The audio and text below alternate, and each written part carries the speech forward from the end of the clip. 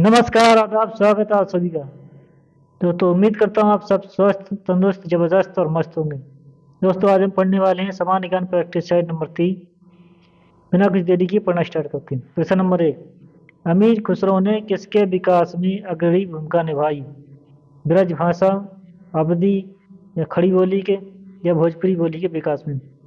अमीर खुसरो ने किसके विकास में अग्रणी भूमिका निभाई? वो निभाई थी खड़ी बोली के विकास में। खड़ी बोली के विकास में। प्रश्न नंबर 2। निम्न में से कौन सुमेलित है? जो उसका संबंध मलियाबाद से, या फिराक का संबंध प्रयागराज से, या जिगर का मुरादाबाद से, और चक्रवस्त का संबंध लखनऊ। ये जगह है। कहाँ किसका संबंध है, सही है नहीं है, और किसका सही है बताइए।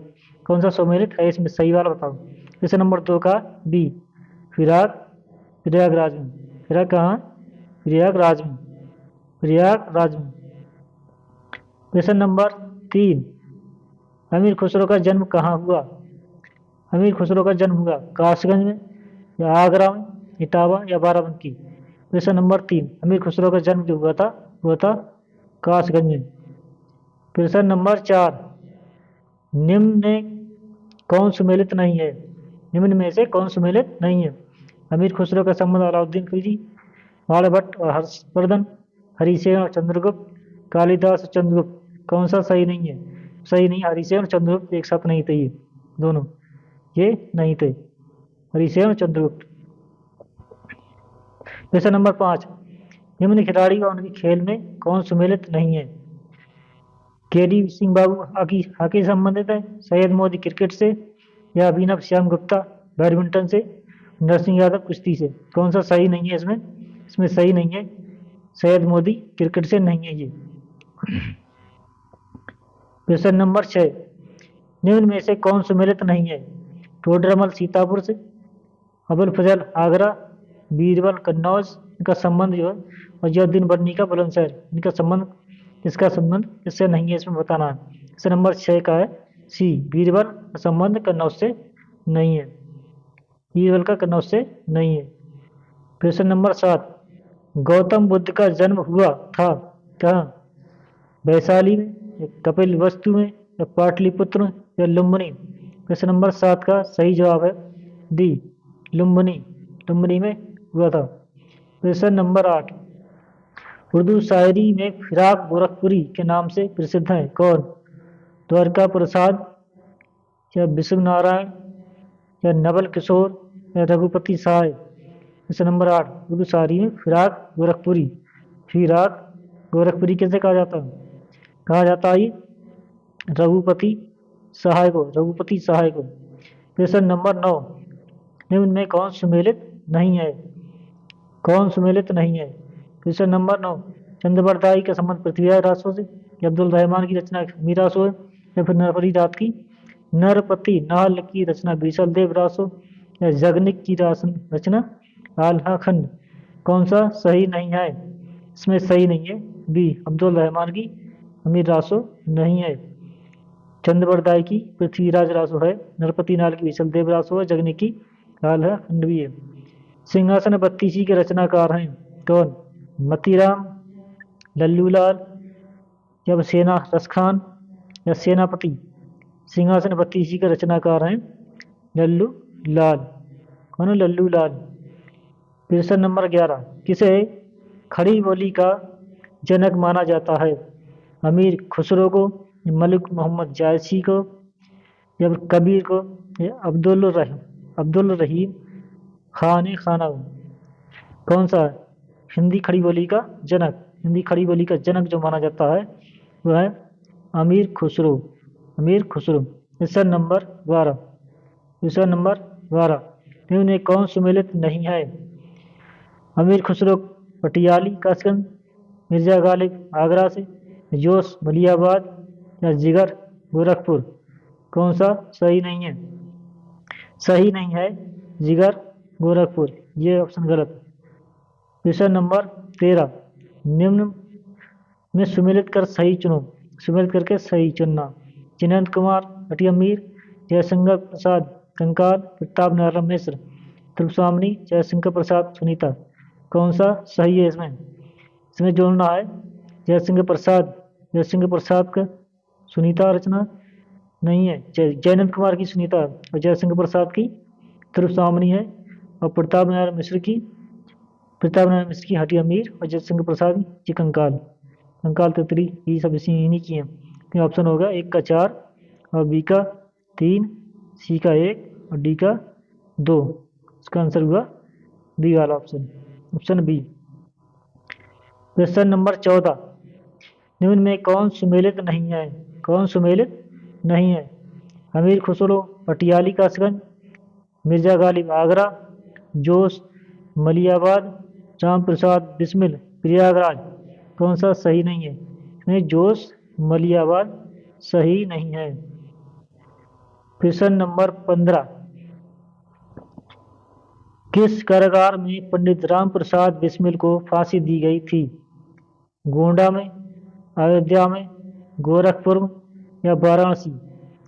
फांसी जो दी गई थी कहाँ दी गई थी?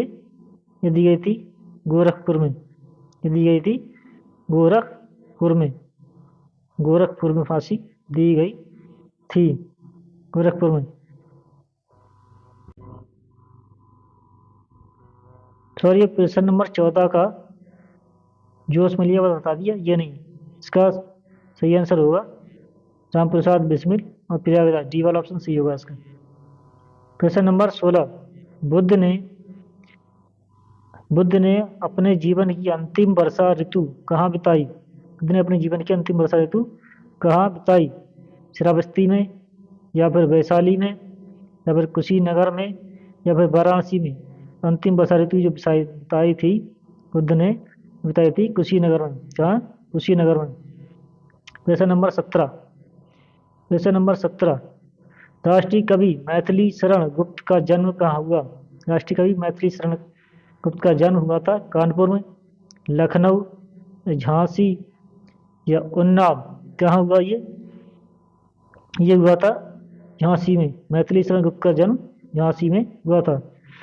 क्वेश्चन नंबर 18, हरिवंश राय बच्चन अपने किस काव्य के लिए प्रसिद्ध हैं?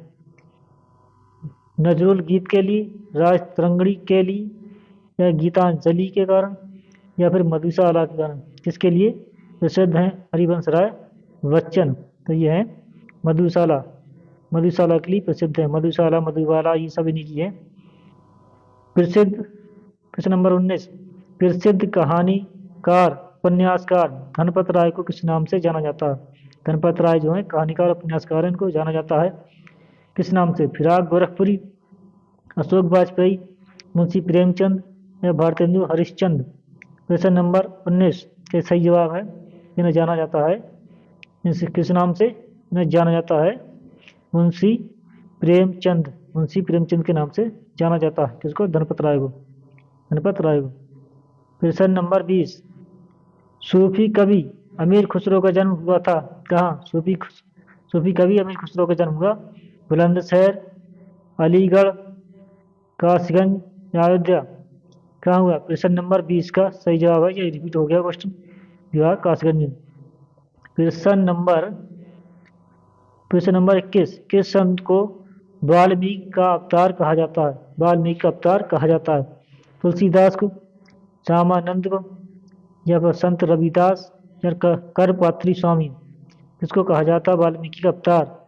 वाल्मीकि का अवतार कहा जाता है तुलसीदास को। तुलसीदास को। अरकू कॉफी किस राज्य का जीआई टैग है? अरकू कॉफी किस राज्य का जीआई टैग है? यह है आंध्र प्रदेश का या पश्चिम बंगाल का या केरल का या उत्तर प्रदेश का? अरकू कॉफी जीआई टैग है आंध्र प्रदेश का। कहाँ का? आंध्र प्रदेश का। क्वेश्चन नंबर 22, आगरा किस उत्पादन के लिए प्रसिद्ध है? किस उत्पादन के लिए? कागज के लिए, चमड़ा के लिए, गिलास के लिए या हींग के लिए? आगरा जो प्रसिद्ध है वह चमड़ा उत्पादन के लिए। क्वेश्चन नंबर 23, बरेली किस उत्पाद के संस्करण के लिए प्रसिद्ध है? बरेली किस उत्पाद के संस्करण के लिए प्रसिद्ध है? वह हींग के, जरी, बर्क व बांस के लिए और फर्नीचर के लिए या फिर देसी घी के लिए। बरेली जो प्रसिद्ध है वह है जरी वर्क व बांस उत्पादन के लिए। कहावत भी है उल्टे बांस बरेली को। प्रश्न नंबर 24, संविधान में पहला संशोधन कब हुआ? संविधान में पहला संशोधन कब हुआ? 1950, 1951, 1952 या 1953? संविधान में पहला संशोधन जो हुआ 1951 में हुआ, 1951 में। प्रश्न नंबर 25, शिक्षा को मौलिक अधिकार किस संविधान संशोधन से बनाया गया? 72वां संविधान संशोधन से, 75वां संविधान संशोधन से, 86वां संविधान संशोधन से, 86वां संविधान संशोधन से। शिक्षा को मौलिक अधिकार जो बनाया गया 86वां संविधान संशोधन से। प्रश्न नंबर 26, निम्न में से किस फल में विटामिन सी अधिकतम पाया जाता है? विटामिन सी पपीता में, केला में या अनार में या आंवला में? विटामिन सी पाया जाता है अधिकतम आंवला में पाया जाता है। प्रश्न नंबर 27, प्रश्न नंबर 27, शरीर की सबसे छोटी हड्डी कौन सी है? शरीर की सबसे छोटी हड्डी स्टेपिस या रेडियस या अल्ना या फीमर?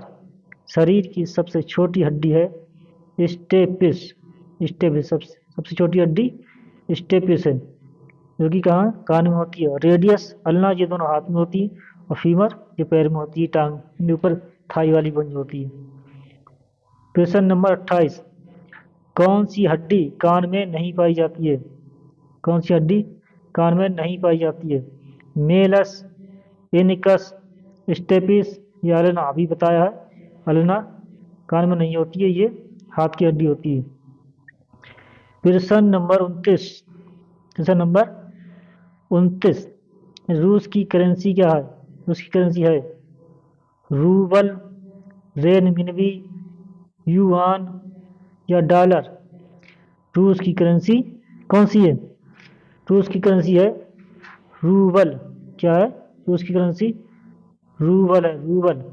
डॉलर तो सब जानते हैं कई देशों की, और रेनमिनबी चीन की, और युआन भी दूसरे देशों की है।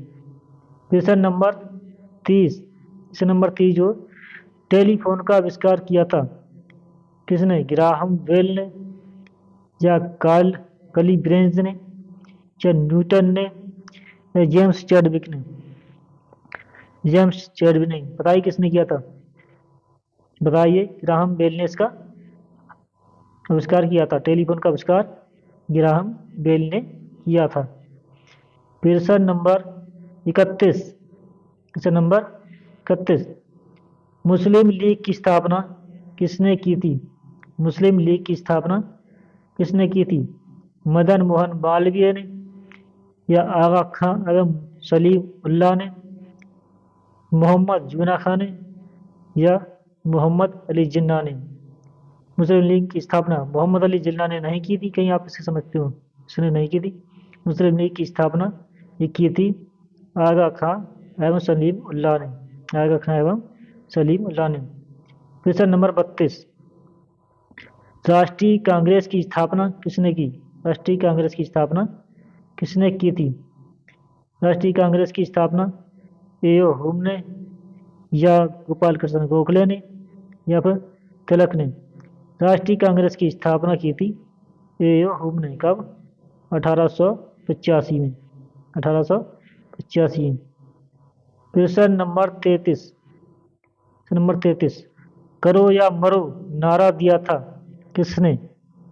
गांधी जी ने या सरदार पटेल ने, सुभाष चंद्र बोस ने या रविन्द्रनाथ ठाकुर ने? करो या मरो का जो नारा दिया था वो दिया था किसने? गांधी जी ने। करो मरो का नारा दिया था गांधी जी ने। प्रश्न नंबर